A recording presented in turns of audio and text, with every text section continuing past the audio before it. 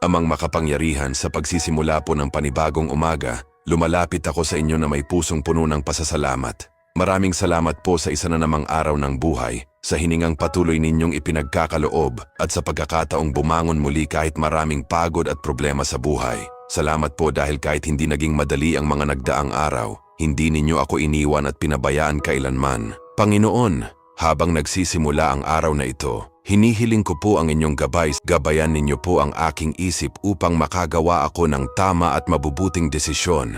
Gabayan ninyo rin po ang aking puso upang manatili akong mabait, mapagpakumbaba at marunong umunawa sa kapwa. Ilayo niyo po ako sa anumang bagay na maglalayo sa akin sa inyo, sa tukso, galit, inggit, takot at mga maling gawain. Patuloy ninyo po akong hubugin upang maging taong may pananampalataya, kabutihan, respeto at pagmamahal sa kapwa. Inilalagay ko po sa inyong mga kamay ang buong araw na ito, ang aking pag-aaral, trabaho, pamilya, pangarap at kinabukasan. Nagtitiwala po ako na anuman ang mangyari, kasama ko kayo sa bawat hakbang. Handa na rin po kami ngayong araw makatanggap ng siksik, liglig at nag-uumapaw na blessing. Ito po ang aming dasal ngayong umaga. Sa pangalan ni Jesus. Amen.